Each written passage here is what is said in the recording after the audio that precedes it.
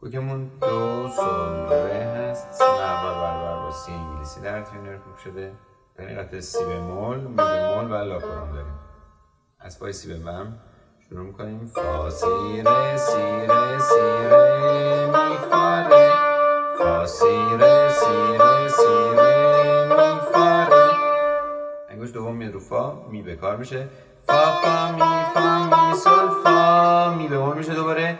می ره دو می ره فا می ره دو سی دو ره می فا می ره دو ره می ره فا سی ره سی ره سی ره می فا ره، فا سی ره سی ره سی ره می فا ره.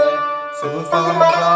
اینجا حالت تریوله داریم، می هم به کار میشه. فا فا می فا راجب سریعتر از حد معمولی سه تا نوت فا فا می اجرا میشن. فا فا فا رم دو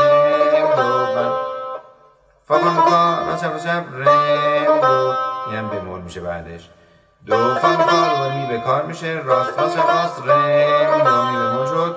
ره فا می فا دوباره می به کار. راست شب راست ره می دو ره راست راست تکرار میشه. سکوت فا فا می فا راست رم دو دو فا می فا رم دو ره فا می فا ره می دو ره می دو ره ره می میتونیم ناله ریز داشته باشیم. ره می ره دو سی دو ره دو سی دو سی لا سول لا سول سول فا سول لا سی دو ره دو سی دو ره می راست شب ره می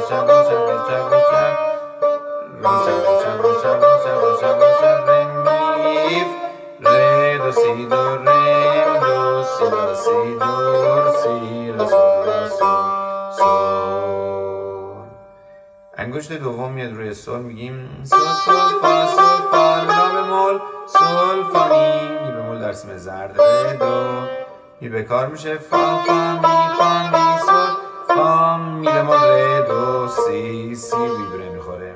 دو ره فا ره می دو راست شب ره می دو ره می سول. انگشت دوم ره به می هم یکی اومد پایین.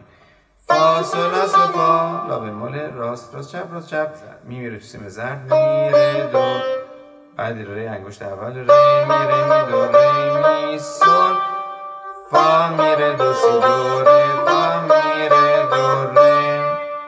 البته دالسنی رو میبینیم برمیگرد از اونجا که فا رم دو داشتیم، تکرار میکنیم تا جایی که نوشته فینه، یعنی روی سول.